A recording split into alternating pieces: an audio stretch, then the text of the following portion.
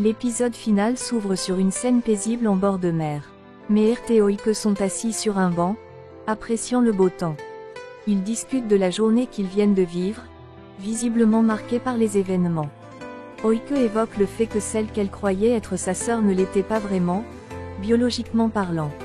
Meert confirme, mais très vite, la conversation prend un tour plus personnel. Meert glisse avec tendresse qu'il ne faudra plus l'appeler « futur fiancé », mais plutôt de « futur mari ». Oike, taquine, dit qu'elle préfère des expressions plus chaleureuses, comme « cher époux » ou « compagnon de vie ». Meert répond que peu importe les titres, ce qui compte, c'est l'amour qui les unit. Il lui déclare une nouvelle fois son amour, qu'elle lui rend avec douceur. Pendant ce temps, ailleurs, Aysel s'affaire dans la cuisine. Chefki tente de lui parler, mais elle ne lui prête guère attention. Elle se prépare à aller au marché, pensant qu'il ne la laissera pas tranquille pour travailler. Il la retient doucement et commence à lui parler du passé. Chefki évoque un souvenir d'il y a 20 ans. Il se souvient de ce que tout le quartier disait, et admet aujourd'hui qu'ils avaient raison, tout comme une certaine Nazli. Il reconnaît qu'à l'époque, il n'avait rien à offrir, pas d'argent, aucun soutien, aucune sécurité. Malgré cela, il avait le désir sincère de construire une belle vie pour Aysel. Il se rappelle avoir utilisé ses maigres revenus pour rembourser des dettes, acheter quelques cadeaux. Il pensait que ça suffirait. Mais la vie ne s'est pas déroulée comme il l'espérait. Il comprend aujourd'hui que ses choix les ont menés dans l'obscurité. Il assume l'entière responsabilité, disant qu'il a agi non seulement pour se montrer digne d'elle, mais aussi poussé par l'obsession de l'argent. Maintenant, il ne souhaite qu'une chose, être un père pour elle et leur fille. Il demande pardon, sincèrement. Aysel, touchée mais encore blessée, lui rappelle les nombreuses promesses non tenues. Elle ne sait plus comment lui pardonner. Pendant ce temps, dans un autre lieu, le père biologique de Denis, Mahmoud, est assis seul. Il évoque les années écoulées et les comptes qu'il a dû régler. Leila arrive à ce moment-là. Inquiète par les révélations selon lesquelles Arsou aurait tenté de le tuer, elle veut savoir ce qu'il s'est passé. Mahmoud tente de la rassurer. Il lui dit qu'il est sain et sauf, toujours debout. Il l'invite à s'asseoir pour lui parler de son passé. Il lui avoue qu'après ce qu'il va lui raconter, elle risque de ne plus vouloir le revoir. Mais s'ils doivent recommencer une nouvelle vie ensemble, il souhaite le faire sans aucun secret. Dans le même temps, Meert et Oike arrivent au manoir de Kojabé. Ils apprennent avec stupeur ce qui s'est passé. Arsou a été arrêté pour avoir tenté d'assassiner Mahmoud. Meert est sous le choc, tout comme Oike. Il découvre que la mère de Meert est partie sans prévenir. Il essaie aussitôt de la joindre, mais son téléphone est éteint.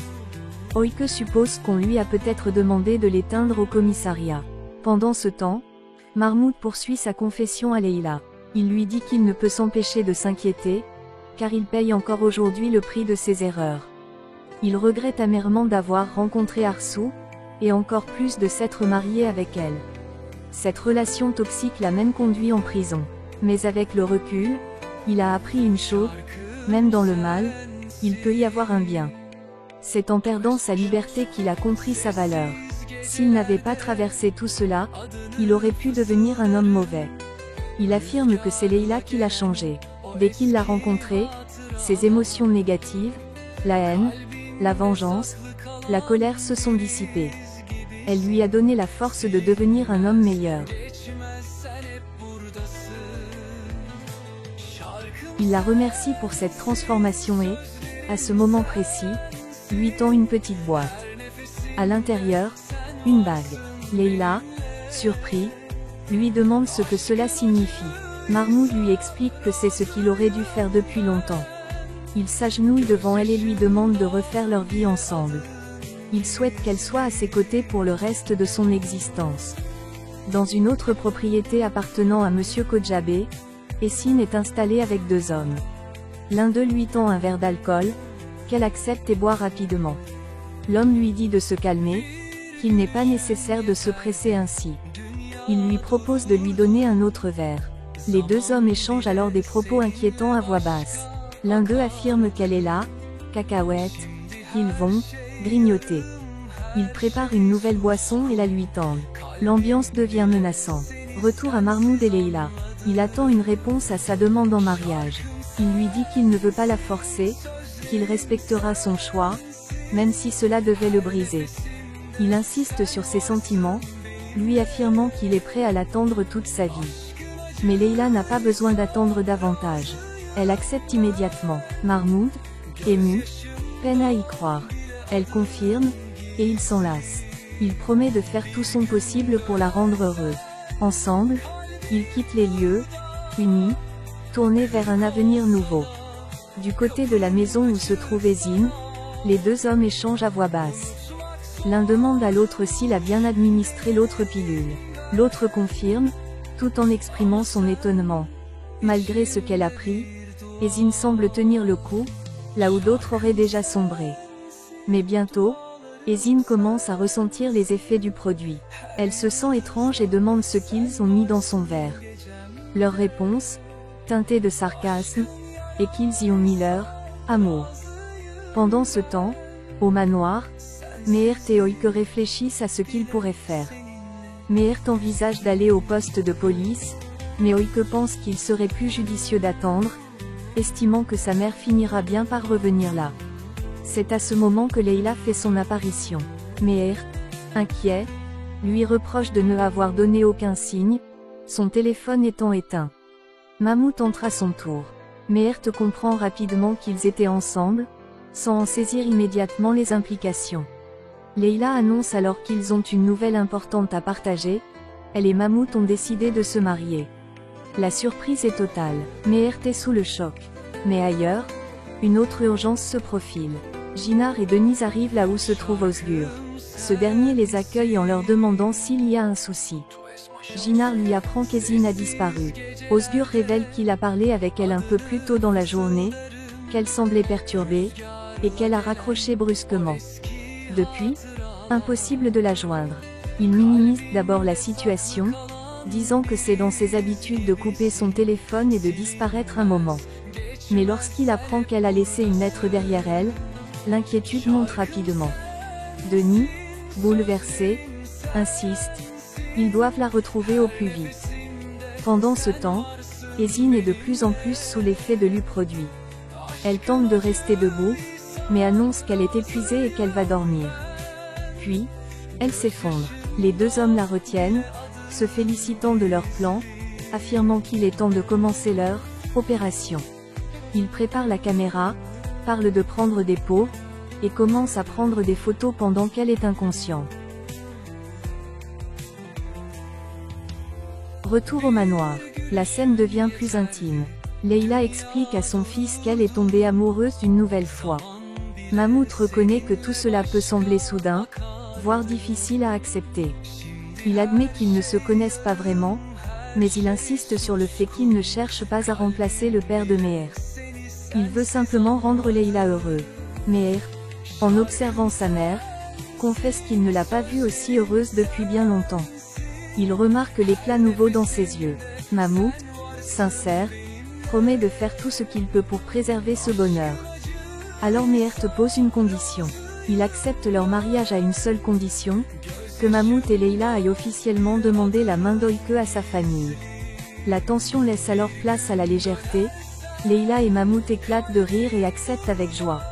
Meert les félicite, et les quatre, lui, Oike, Leïla et Mahmoud, se prennent dans les bras, partageant un moment de bonheur.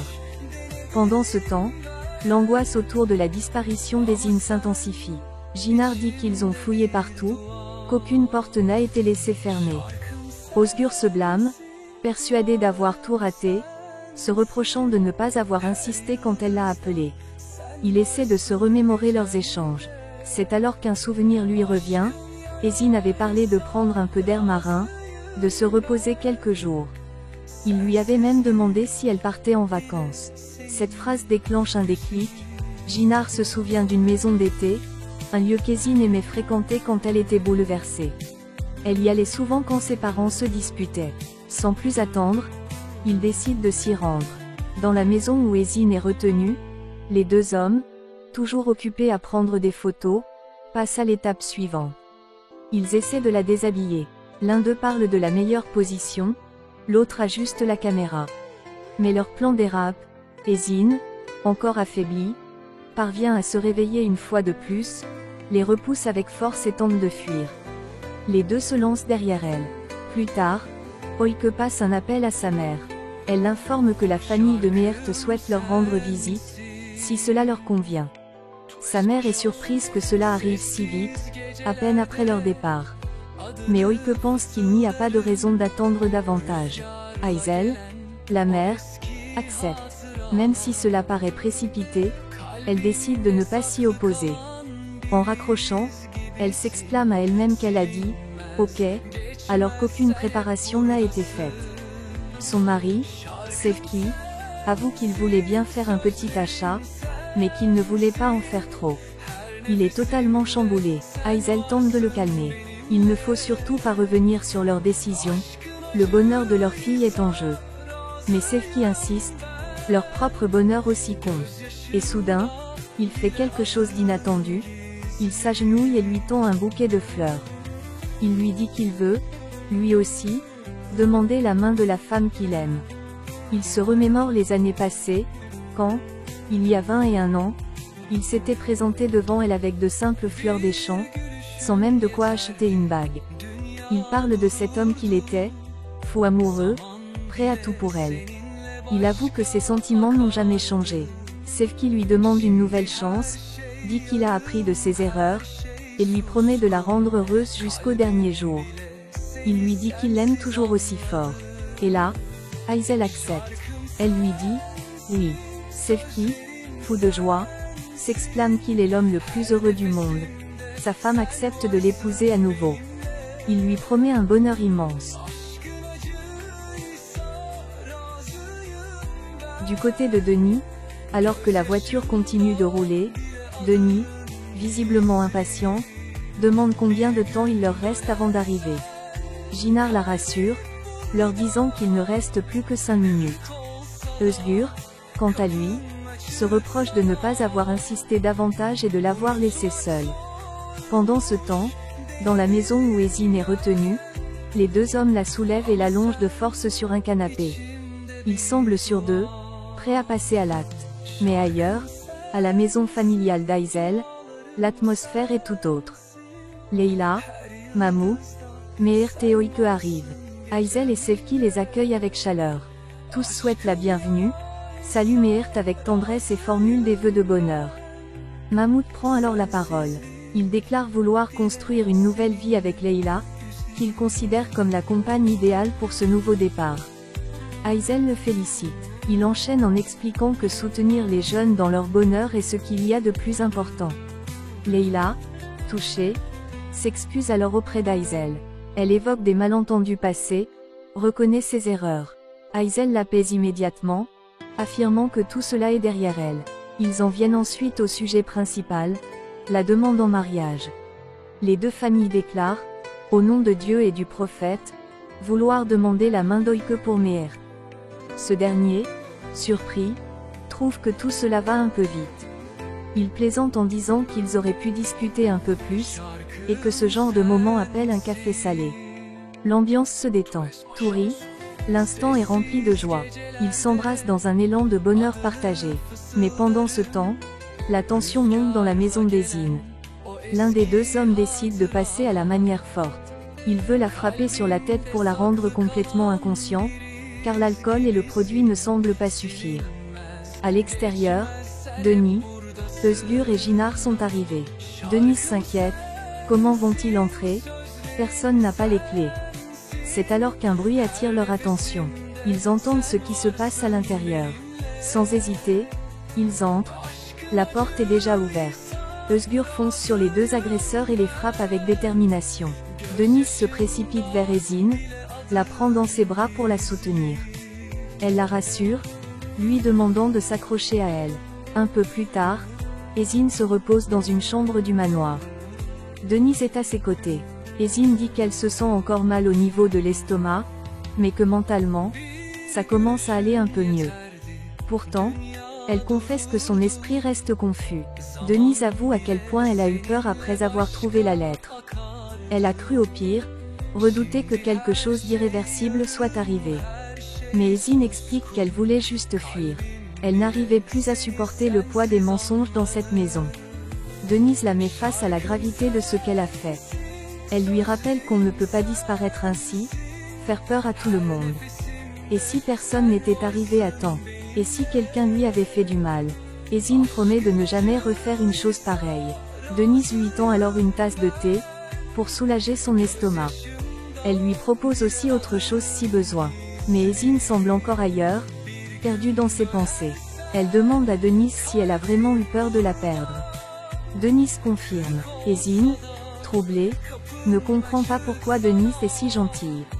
Elle lui dit qu'il serait plus simple pour elle de se débarrasser d'elle, qu'elle ne mérite pas autant de compassion. Elle se remémore tout ce qu'elle lui a fait subir. Elle a écrit noir sur blanc dans son carnet qu'elle ne voulait pas de Denise dans le manoir. Elle a tout fait pour la faire partir.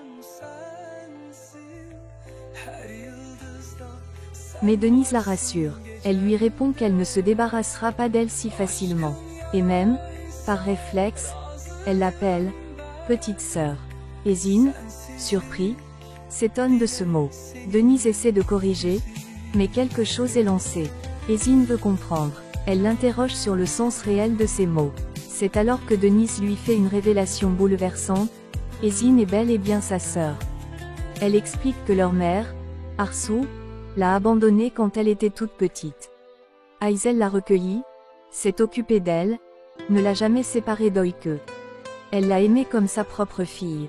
Grâce à Aizel, Denise a pu avoir une enfance heureuse. Ezzine, choquée, essaie de comprendre. Elle n'arrive pas à croire que leur mère ait pu l'abandonner. Elle cherche à savoir où se trouve cette femme. Depuis qu'elle est revenue, personne ne lui répond clairement. Denise lui explique qu'Arsou ne reviendra pas de sitôt, elle a été arrêtée. Ezzine est abasourdie. Elle ne comprend pas pourquoi sa mère a été arrêtée. Denise finit par lui dire la vérité. Arsou a tenté de tuer quelqu'un. La nouvelle la secoue violemment. Elle ne parvient pas à comprendre ce qu'il se passe autour d'elle. Denise essaie de la calmer. Puis elle lui rappelle une chose essentielle. Elle est sa grande sœur. Peu importe ce qui arrive, même si Ezzine décide de partir, elle la retrouvera et la ramènera. C'est le lien entre sœurs, dit-elle. Les petites font des erreurs, et les grandes pardonnent. Ezzine, touchée, lui dit que c'est la première fois qu'elle a une sœur. Elle commence à réaliser ce que cela signifie. C'est à ce moment-là que Özgür et Jinar entrent dans la pièce. Jinar, sur un ton léger, espère qu'il ne dérange pas cette réunion de sœurs. Özgür s'adresse à Ezzine pour s'assurer qu'elle va bien. Elle lui répond qu'avec l'aide de sa sœur, elle commence à aller mieux. Özgür demande s'ils peuvent parler un peu. Ezzine accepte, elle voulait lui parler elle aussi. Jinar et Denise les laissent seuls. Avant de sortir, Denise salue Ezzine en l'appelant « petite », ce qui la fait réagir. Elle demande à Özgür de lui trouver un meilleur surnom. Dans le salon, Jinar rejoint Denise. Elle lui demande comment s'est passée la discussion. Denise répond qu'Ezzine aura besoin de temps pour digérer tout ce qu'elle vient d'apprendre. Elle a découvert toute la vérité sur sa mère, et aussi l'existence d'une sœur. Puis, Jinar lui retourne la question. Comment elle va, elle, dans tout ça? Denise hésite, encore troublée. Elle raconte que lorsqu'elle a découvert toute la vérité sur sa mère Arsou, son premier réflexe a été de vouloir la confronter. Elle voulait comprendre, poser des questions, réclamer des réponses. Mais lorsque la disparition d'Ezzine a tout bouleversé, sa priorité a changé. Une peur profonde l'a envahie, et l'amour qu'elle ressent aujourd'hui pour sa sœur a surpassé toutes les autres préoccupations. Cependant, Denise reste avec un vide. Il y a encore des choses qu'elle ne sait pas. Et une question en particulier la hante, qui est son père? Elle l'ignore toujours. Mais Jinar, présent à ses côtés, finit par lui dire ce qu'elle n'attendait pas. Il sait qui c'est. Il avoue cependant qu'il a promis de ne pas révéler son identité. Il explique que c'est à cet homme, à son père lui-même, de le lui dire. Denise tente de deviner, mais Jinar finit par lui dire la vérité. Son père, c'est Mahmoud. Le choc est immense. Elle répète ce nom, comme pour se convaincre que c'est réel. Mahmoud est son père. Jinar poursuit. Il explique que Mahmoud comptait lui en parler en personne. Mais c'est sa mère, Arsou, qui l'en a empêché, en allant jusqu'à le menacer de mort. Denise a du mal à y croire. L'homme qu'elle a observé pendant tout ce temps, celui dont elle a appris à connaître les gestes, les attitudes, est en réalité son propre père. Au début, Ginard lui-même avait du mal à y croire, mais en discutant avec Mammouth, il a perçu sa sincérité. Il lui apprend que Mammouth a même remboursé les dettes de jeu du père adoptif de Denis. Pour Ginard, Mammouth mérite une chance. Il a tout fait pour être digne d'elle. Denis, troublé, ne sait même plus ce qu'elle doit ressentir. Mais une chose est certaine, Ginard, lui, restera toujours à ses côtés. Ils se soutiendront l'un l'autre. C'est une promesse qu'ils se font mutuellement. Dans une autre pièce du manoir, c'est au tour d'Ezine et d'Osgur de se parler à cœur ouvert. Osgur revient sur les moments d'angoisse qu'il a vécus en découvrant la lettre. Il s'en veut terriblement de ne pas avoir été là lorsqu'elle l'a appelé. Il pense qu'il n'aurait jamais dû la laisser seule, jamais détourner les yeux. Ezine, honteux, s'excuse. Elle reconnaît avoir causé du souci à tout le monde. Elle avoue qu'elle voulait fuir, qu'elle avait besoin de s'éloigner. Mais elle assure qu'elle n'avait jamais eu l'intention de se faire du mal. Osgur la regarde avec intensité. Il lui demande si elle comprend vraiment à quel point elle est aimée. À quel point lui l'aime. Il lui avoue que cet amour dure depuis longtemps. Même si elle ne le voyait pas, lui l'attendait. Et il est prêt à l'attendre encore. Il lui demande simplement une chance. Ezine lui confie qu'en marchant vers la maison d'été, elle n'a cessé de penser à lui. Dans ses moments les plus sombres, il a toujours été là. Malgré tout ce qu'elle lui a fait subir, il est resté à ses côtés. Quand elle est tombée, il l'a soutenue. Elle se demande même ce qu'elle ferait sans lui. Mais Osgur lui répond qu'il sera là. Toujours. Dans les bons comme dans les mauvais jours. Il fera tout pour être avec elle. Et enfin, Ezine se libère. Elle aussi, elle veut être avec lui. Elle veut enfin être heureux. Les deux s'embrassent dans un moment plein d'émotions. Au salon, Meert et Oike arrivent et découvrent que leurs proches sont là. Ils se dirigent vers Denise et Ginard. Meert leur lance une invitation à féliciter les couples présents. Il y aura un double mariage. En plus de leurs propres fiançailles, Mammouth et Leila annoncent qu'ils vont se marier également. Oike les présente alors comme ses futurs beaux-parents. Tout le monde réagit avec surprise, joie et félicitations. Mais un moment encore plus inattendu survient lorsque Denise s'approche de Mammouth et lui adresse un mot simple, mais lourd de sens, « Félicitations, papa ».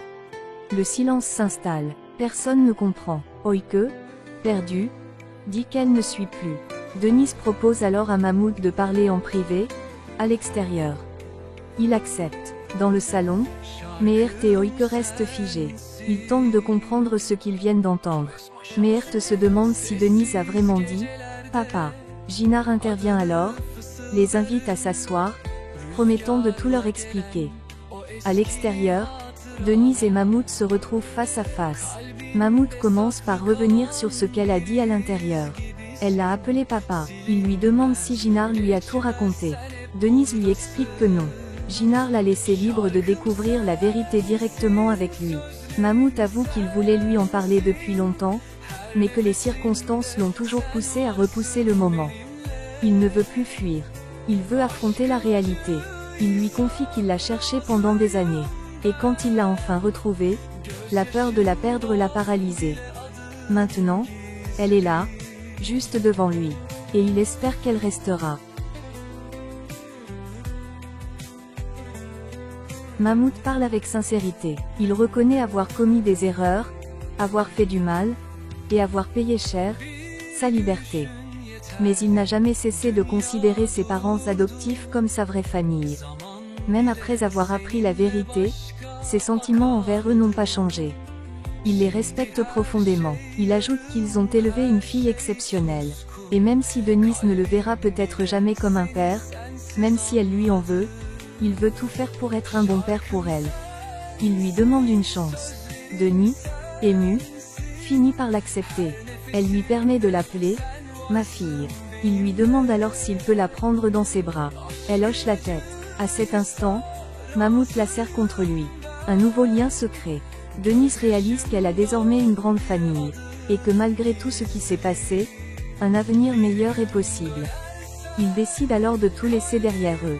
C'est le moment d'avancer, de recommencer à zéro. Mais Denise le sait, il lui reste encore une dernière chose à régler.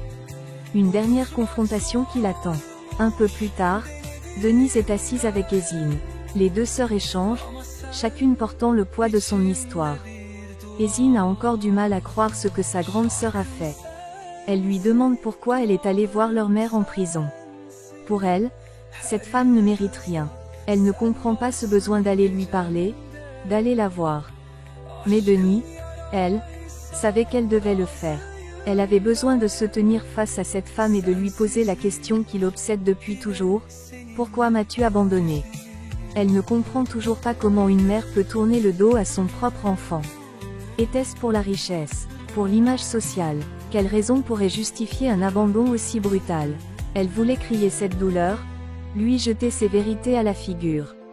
Mais au moment d'entrer dans la prison, tout a changé. En voyant cette femme, elle a compris qu'elle ne représentait plus rien. Sa vraie mère, ce n'est pas elle. C'est Aysel. C'est cette femme-là qui a toujours été à ses côtés. Celle qui l'a élevée, qui l'a soignée, consolée, soutenue dans ses chutes, qui lui a donné de la force. Confronter Arsou aurait été comme trahir Aysel. Alors elle ne l'a pas fait. De son côté, Esin confie qu'elle a aussi eu cette impulsion. Elle aussi a voulu aller voir Arsou, la regarder droit dans les yeux et lui balancer toute la haine, tous les mensonges qu'elle a reçus. Mais finalement, à quoi bon? Elle a réalisé que cela ne ferait que la replonger dans la colère. Et dans ce cas, ce serait encore Arsou qui gagnerait.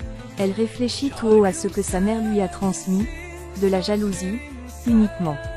Esin n'a jamais appris à apprécier ce qu'elle possédait. Elle voulait toujours ce que les autres avaient. Et aujourd'hui, elle constate qu'il ne lui reste plus rien. Elles ont tout perdu. Mais Denise la corrige aussitôt. Esin n'a pas tout perdu. Elle a une grande sœur. Une sœur qui ne la laissera jamais tomber. Même si elle s'enfuyait, Denise la retrouverait toujours. Elle lui promet qu'elle ne sera jamais seule tant qu'elle sera là.